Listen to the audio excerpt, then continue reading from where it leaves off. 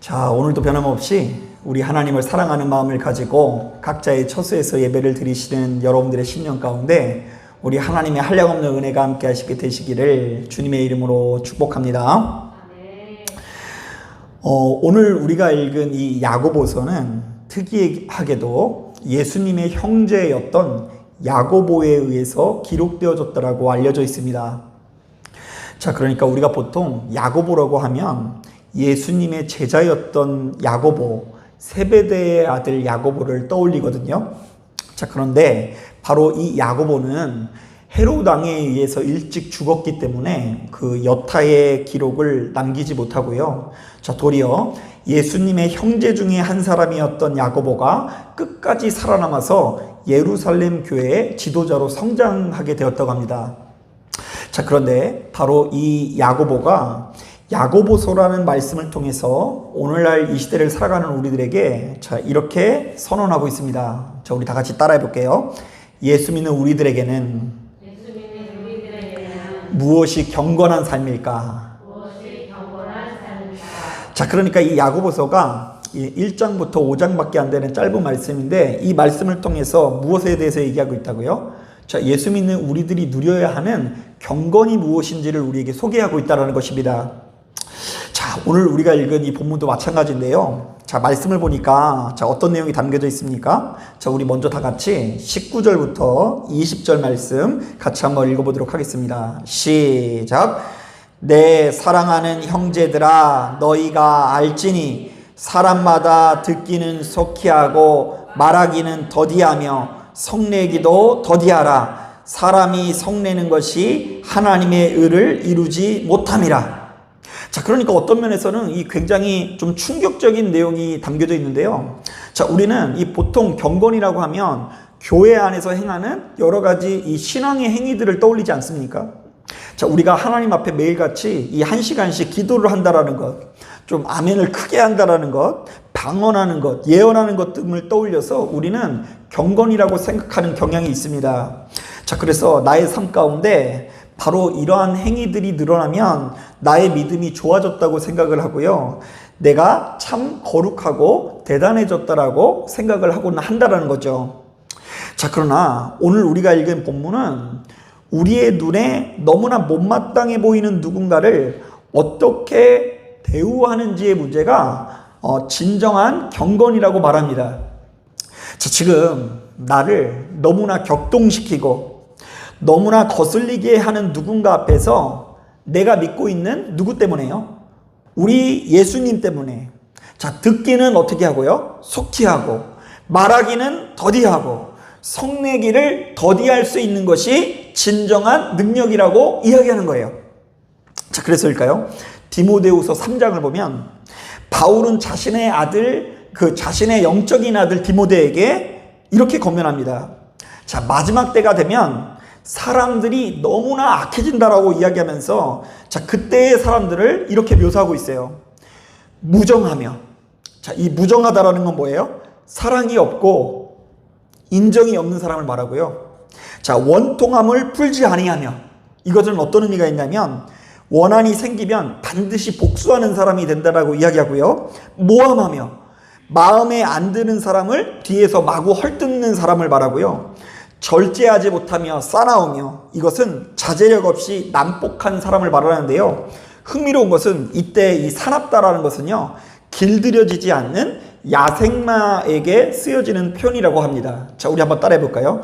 길들여지지 않는 야생마. 자, 그러니까 여러분 집에서 한번 말 키워보셨어요? 예, 우리가 키워보진 않았지만 이 말이 길들여지지 않으면 너무 난폭해가지고 아무나 보면 이 뒷발차기로 해가지고 이렇게 막 이렇게 폭력을 행사하는데 그 말에 의해서 이곳저곳 이 상하는 경우가 많이 발생을 했거든요. 자, 그런데 사람이 이렇듯 이 올바른 신앙을 갖지 못하면 자신도 모르게 자기 안에 있는 화를 다스릴 수 없다라고 이야기하는데, 자, 바울은 바로 이런 사람들을 가리켜서 이렇게 말합니다. 자, 경건의 모양은 있으나 경건의 능력은 부일하니 이 같은 자들에게서 내가 돌아서라. 자, 사랑하는 여러분, 그러므로 우리가 잘 분별해야 될 줄로 믿습니다. 자, 중요한 것은 경건의 모양이 아니라 무엇입니까? 경건의 능력인 줄로 믿습니다. 자, 우리가 겉으로 아무리 열정적으로 기도하고 이 세상에 있는 그 누구보다 거룩한 태도를 가지고 있다고 할지라도 우리의 말과 성품이 달라지지 않는다고 한다면 그 거룩을 다시 한번 생각해 봐야 된다는 것입니다. 자, 그러므로 우리는 매우 민감하게 내 자신의 상태를 바라봐야 하는데요. 자, 내가 매사에 무정하고 내가 좀처럼 원통함을 풀지 아니하고 내가 틈만 나면 내 마음에 안 드는 사람을 마구 헐뜯고 있는 것은 아닌지, 혹은 내가 쉽사리 절제하지 못하고 사나운 태도만을 나타나고 있는 것은 아닌지를 돌아보고 그런 내 자신이 얼마나 위선적인지를 바로 깨달아야 한다라는 이야기를 하는 거예요. 자, 바로 이런 점에서 빌립보서 4장을 보면 너무나 중요한 말씀이 있습니다. 한번 제가 읽어볼게요. 아무것도 염려하지 말고 다만 모든 일에 기도와 간구로 너희 구할 것을 감사함으로 하나님께 아뢰라. 그리하면 모든 지각에 뛰어난 하나님의 평강이 그리스도 예수 안에서 너희 마음과 생각을 지키시리라. 자, 우리 한번 따라해 볼까요? 너희 구할 것을 하나님께 아뢰라. 자, 그러면 어떻게 된다고요? 한번 더 따라하겠습니다. 하나님의 평강이 그리스도 예수 안에서 너희 마음과 생각을 지키시리라. 자, 그러니까 바울은 빌립보 지역의 교인들에게 수시로 기도하고 간구할 것을 요구하는데요. 자, 바로 그때에 하나님께서 어떤 은혜를 부어주신다고요? 하나님의 평강이 우리의 마음과 생각을 지키시는 은혜를 경험하게 될 거라고 말합니다. 자, 그런데 여러분 잘 생각해 보길 바랍니다. 나는 하나님을 믿고 수시로 교제한다고 하면서도 왜 이렇게 항상 날이 서 있는 것일까? 자, 나는 우리 하나님과 수시로 교제하고 하면서 왜 이렇게 나의 성품이 달라지는 것이 이렇게 더딘 것일까? 자, 만약 그렇다고 한다면 우리는 지금 내가 우리 하나님과 제대로 된 교제를 하고 있는지를 점검해 봐야 될 줄로 믿습니다. 자, 그런데 오늘 우리가 읽은 본문은 예수 믿는 우리들이 바로 이렇듯 제대로 된 경건 생활을 하라고 권면하면서 자, 그 비결을 우리들에게 이렇게 소개하고 있습니다. 자, 우리 다 같이 22절부터 25절 말씀 천천히 한번 읽어보도록 하겠습니다. 시작. 너희는 말씀을 행하는 자가 되고 듣기만 하여 자신을 속이는 자가 되지 말라. 누구든지 말씀을 듣고 행하지 아니하면 그는 거울로 자기의 생긴 얼굴을 보는 사람과 같아서 제 자신을 보고 가서 그 모습이 어떠했는지를 곧 잊어버리거니와 자유롭게 하는 온전한 율법을 들여다보고 있는 자는 듣고 잊어버리는 자가 아니요 실천하는 자니 이 사람은 그 행하는 일에 복을 받으리라. 자, 이게 도대체 무슨 말일까요? 자, 우리가 말씀 앞에 어떤 태도를 보이고 있느냐의 문제를 말하는데요. 자, 우리가 예수 믿고 수시로 하나님의 말씀을 듣게 될 텐데, 자, 바로 그때에 우리에게 전해진 하나님의 말씀을 굳게 붙들고 그 말씀 앞에 보다 진지한 태도를 가지라는 것입니다. 자, 곧 하나님의 말씀에 마음을 담아서 그 말씀을 내 자신을 비추는 거울로 삼으라고 조언하고 있습니다.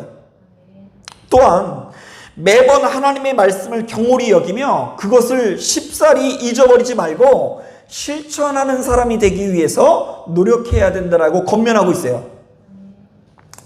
자, 이런 점에서 우리에게 크게 도전이 되는 이야기가 있는데요. 자, 문성 선교사님이 쓴 벌거벗은 그리스도인이라는 책을 보면 자, 이런 내용이 나옵니다. 자, 문성 선교사님은 약 25년 전에 이 파푸아뉴기니라는 이 정글로 들어가서 미히 부족이라는 소수 민족에게 복음을 전하기 시작하는데요. 자, 자, 이들에게 이 복음을 전하기를 작정을 하긴 했으나 그 과정이 정말 호락호락하지 않았다라고 이야기합니다. 자, 왜냐하면 이 부족에게는요, 제대로 된 글씨가 없을 뿐더러 수리 능력도 부족해서 5 이상의 숫자를 세지를 못하기 때문입니다. 자, 그럼에도 불구하고 이 문성 선교사님은 대단한 분이신 것 같아요. 포기하지 않고요, 그들과 함께 살면서 그들의 언어를 연구하고요, 그들만의 글자를 만들어주게 됩니다. 대단하죠? 그 세종대왕이 글자를 만들어 주듯이 함께 살면서 그들의 발음을 연구해서 글자를 만들고요, 또한 그들의 지능 개발에 적합한 교과서를 만들어서 아주 오랫동안 그들을 계몽하는 운동을 펼치게 됩니다. 그리고 이제 마지막에 이제 하나님의 말씀을 이들에게 조금씩 가르치기 이제 시작하는데요. 자, 그러니까 그들 언어로 된 이 성경 말씀이 이제 보급되기 시작한 것입니다. 자, 그런데 바로 이렇게 하나님의 말씀이 이 미히 부족에게 들어가니까 엄청난 변화들이 나타나게 되었다고 합니다. 자, 그러니까 그 이전에는 그 어떤 노력으로도 이 부족을 계몽하려고 노력했으나 효과가 없었는데요. 자, 겨우 무엇이 들어갔는데요? 하나님의 말씀이 들어가니까 그들이 변화됐어요. 일단 크게 3가지 역사가 나타나는데요. 먼저 첫 번째로는 우선 이들은 다른 부족과의 원한 관계가 심해가지고 낮에도 캄캄한 움막에 숨어 있었거든요. 자, 그런데 이 사람들이 이제 예수를 알게 되면서 다른 사람들에게 복수를 할 수 있어요, 없어요? 없어요. 자, 그래서 끝까지 복수를 안 하기 시작하는데요. 실제로 한 부족민이 다른 부족에게 잡혀서 죽을 위기에 빠졌는데 그 상황에서 이렇게 소리쳤다고 합니다. 나는 하나님의 아들인데 오늘 하나님이 나를 너희 손에 붙였으니 죽이든지 살리든지 너희 뜻대로 해라. 자, 그리고는요, 악을 악으로 감지 않고 상대방에게 끝까지 자비를 베풀었다라고 합니다. 자, 그러니까 이제 더 이상 이 서로 보복을 할 필요가 있어요, 없어요? 없어져가지고 낮에도 이 정상적으로 돌아다닐 수 있는 이 평화로운 민족이 되었대요. 그런가 하면 이들은 끔찍하게도 식인 문화가 있어서 사람을 사냥감으로 이해하고 있는데요. 자, 그래서 늘상 이야기하는 게 남자보다 여자가 맛있고 팔과 다리가 맛있다고 이 고백을 했다고 이야기합니다. 저 끔찍하죠? 뭐 치킨도 아니고 이 사람을 보고 남자보다 여자가 맛있다 그러고 팔다리가 맛있다라고 이런 이야기 했는데 예수를 영접한 이후에 사람을 먹는 문화를 자동으로 청산을 하게 됩니다. 자, 그리고 이전에는 이 남자들이 여자와 아이들을 돌보지 않고 도둑질을 즐겼다고 하거든요. 자, 그런데 그런 자신의 모습을 눈물로 회개하기 시작합니다. 자, 그리고는 자신의 조강지처와 자녀들을 끝까지 책임지려 노력하고 누군가 잃어버린 물건은 주인이 나타날 때까지 기다려주는 문화가 정착되게 되었다고 합니다. 자, 그래서 나중에는요, 변화된 이들의 모습을 보고 도리어 선교사님이 자기 자신의 모습을 부끄러워하며 이렇게 고백했다고 합니다. 그들은 벗었으나 참된 그리스도인이며 나는 위선의 옷을 입은 영적 원주민이었습니다. 자, 감동적이죠? 자, 그런데 저는 이 책을 읽으면서 한편으로는 너무나 감동이 되고 도전이 되기도 했지만 또 한편으로는 굉장히 불편한 마음이 들었어요. 자, 왜냐하면요, 여러분 실제 목회 현장에서요, 바로 이렇게 드라마틱한 변화를 목격하는 것이 정말로 쉽지 않기 때문입니다. 여러분, 우리가 매일같이 얼마나 많은 예배를 드리고 있습니까? 자, 우리가 이전에 막 박해가 심했던 시절처럼 예수 믿으면 죽고 이런 게 어디 있습니까? 우리가 원한다면 얼마든지 예배 드릴 수 있어요. 유튜브만 켜봐도요, 여러분 전국에 이 교회들이 얼마나 많은지 지금 이 시간에도요, 정말로 내노라 하는 설교자들이요, 무수히 많은 설교들을 쏟아내고 있습니다. 자, 그런데 이 땅에 이렇게 겉으로는 힘있게 복음이 전해지고 있는 것 같지만 교회가 홍수이고 예배가 홍수이지만, 자, 우리에게 그에 걸맞는 변화가 나타나는 것 같습니까? 안타깝게도 우리는 그렇지 않다고 느껴질 때가 많이 있습니다. 자, 우리는 여전히 우리가 가지고 있는 재성을 뿌리치지 못하고 소돔과 고모라 같은 세상 속에서 돌아서면 유혹에 빠지곤 합니다. 또한 우리는 화목제물이 되신 예수 그리스도를 믿는다고 하면서도 조금도 양보하지 못하고 미움, 다툼, 시기, 질투에 사로잡혀서 우리의 찬란한 인생을 낭비할 때가 참으로 많이 있는 것입니다. 자, 그런데 우리가 어떻게 해야 이렇듯 놀라운 변화가 나타날 수 있을까요? 아주 간단합니다. 오늘 말씀에 의하면 예수 믿는 우리들이 수시로 하나님의 말씀을 듣게 될 텐데 바로 그때마다 이 하나님의 말씀에 마음을 담아서 그 말씀을 내 자신을 비추는 거울로 삼아야 한다는 것입니다. 또한 매번 하나님의 말씀을 경홀히 여기며 그것을 쉽사리 잃어버리지 말고 그것에 비추어서 내가 무엇을 변화시켜야 되는지를 깨닫고 실천하는 사람이 되어야 한다는 것입니다. 자, 그런데 오늘 말씀에 의하면 우리 10년 가운데 하나님의 말씀이 자리 잡고 그것이 실제로 작동하게 된다면 크게 두 가지의 역사가 동반된다고 합니다. 자, 그것은 무엇일까요? 우리 다 같이 먼저 26절 같이 한번 읽어보겠습니다. 시작. 누구든지 스스로를 경건하다 생각하며 자기 혀를 해갈 물리지 아니하고 자기 마음을 속이면 이 사람의 경건은 헛것이라. 자, 어떤 이야기가 담겨 있냐면 한번 따라해 보겠습니다. 말씀으로 재갈 물리는 역사. 자, 이게 뭐냐면 내가 하고 싶은 말과 행동을 예수 때문에 참고 수시로 브레이크 걸리는 역사를 누리게 된다는 거예요. 제가 오늘 이 말씀 준비하는데 생각나는 일이 있는데요. 제가 이제 과거에 목회를 하는 가운데 한 성도님이 저희 교회에 와서 크게 좀 은혜를 받으신 것 같아요. 왠지 설명할 수 없는 평안과 기쁨이 내 안에 자리 잡게 되면서 내 안에 있는 이 고통을 이기는 경험을 하게 됩니다. 자, 그런데 그럼에도 불구하고 너무 이 신앙의 기초가 안 돼 있으니까 자기를 좀 어떻게 신앙생활 하면 되는지 좀 알려달라고 하시더라고요. 자, 그래서 이 남자분을요, 제가 12주 동안 매일 만나면서 함께 제가 이제 공부를 하면서 신앙의 아주 기본적인 내용들을 이렇게 전달해 주게 됩니다. 자, 그런데 같이 이 제자 훈련이라고 해서 성경 공부를 한참 하던 중에 이분이 막 이상한 얘기를 하더라고요. 무슨 얘기냐면 자기가 이 목사님이랑 같이 이 성경을 공부하면서 너무 불편해졌대요.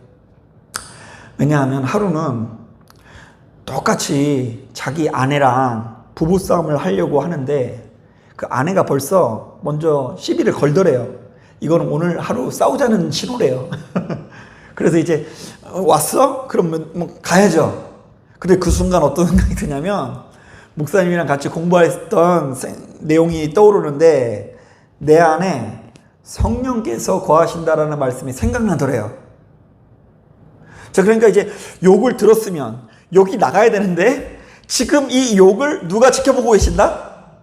성령께서 지켜보신다고 하니까 꾹 참았대요.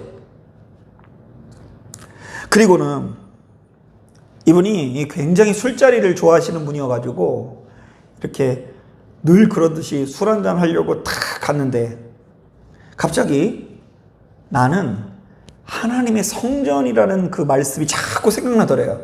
그러면서 어떤 생각이 드냐면 단순하게 어린아이처럼 내가 여기가 하나님의 성전인데 여기다가 어떻게 맨날 이렇게 술을 부을 수 있을까, 이런 생각을 들어가지고 머뭇거리다가 마셨다라는 이야기를 들은 적이 있어요. 끝까지 들어보셔야 돼요. 그냥 안 먹었다는 건 아니고요, 머뭇거렸다가 마셨다라는. 근데 어쨌든 이제 부부싸움은 한껏 막은 거 아니겠습니까? 자, 여러분, 물론 이분이요, 오늘 참았다고 해서 내일 또 참는 것은 아니겠죠. 이제 그때 주님 영접하고 지금까지 안 싸우면 얼마나 좋겠습니까? 근데 그렇진 않아요. 뭐 이렇게. 그런데 이제 수시로 자꾸 불편해지는 경험을 하는데 내 안에 거하시는 이 성령님께서 자꾸 생각나게 해주셨어. 말씀으로 나를 재갈 물리게 하시는 거예요. 하고 싶은 이 폭언, 욕설을 참게 하시고, 혹은 입 밖으로 나온 이 더러운 말을 후회하는 마음을 주시고, 나의 몸과 나의 마음을 정결하게 하기 위해서 노력하는 모습을 볼 때에 자기가 불편하다라고 이야기는 했지만 제 눈에는 그것이 순전히 무엇으로 보였겠어요? 하나님의 말씀의 열매라고 보여지더라고요. 우리가 이렇듯 하나님의 말씀을 가까이 하여 그것이 심겨진다면 좀 더딜 수는 있어도 야생마와 같은 나의 심령이 수시로 다스려져야 되는 은혜가 나타나야 될 줄로 믿습니다. 자, 그렇지 않으면 우리의 모든 경건은 헛것이 된다라고 이야기합니다. 한번 따라하겠습니다. 다스려지지 않으면 경건은 헛것이 된다. 네. 입에 재갈 물리지 않고 이 입 밖에 브레이크가 걸리지 아니하면 내게 있는 이 보배가 정말로 헛것이 되는 은혜도 경험해보긴 해야 돼요. 그러면서 우리는 갈수록 더욱더 정돈된 삶을 살게 되는 것 같습니다. 사랑하는 여러분, 시간이 지날수록 하나님의 말씀으로 재갈 물리고 브레이크 걸리는 경험들을 하게 되시기를 주님의 이름으로 축복합니다. 자, 그런가 하면 두 번째로 우리 안에서 하나님의 말씀이 제대로 작동된다고 한다면, 자, 이런 역사가 나타난다고 하는데요. 자, 27절 말씀 같이 한번 읽어보겠습니다. 시작. 하나님 아버지 앞에서 정결하고 더러움이 없는 경건은 곧 과와 과부를 그 환난 중에 돌보고 또 자기를 지켜 새 속에 물들지 아니하는 그것이니라. 자, 이게 무슨 말일까요? 하나님의 말씀이 내 안에 자리 잡게 되면 내 안에 국률한 마음이 생기게 된다라는 의미예요. 자, 하나님의 말씀이 내 안에 자리 잡게 되면 내 안에 어떤 마음이 생기게 된다고요? 누군가를 긍휼히 여기는 마음이 나타난다는 거죠. 자, 우리는 그때에 쉽사리 남을 판단하거나 정죄하지 않습니다. 우리도 모르는 사이에 나보다 부족하고 모자른 사람을 향한 태도가 변한다는 것입니다. 도리어 그들을 긍휼히 여기고 돌보려는 마음이 나오는데, 자, 이것이야말로 진정한 말씀의 능력이라고 할 수 있는 것입니다. 저도 바로 이러한 은혜를 자주 경험하는데요.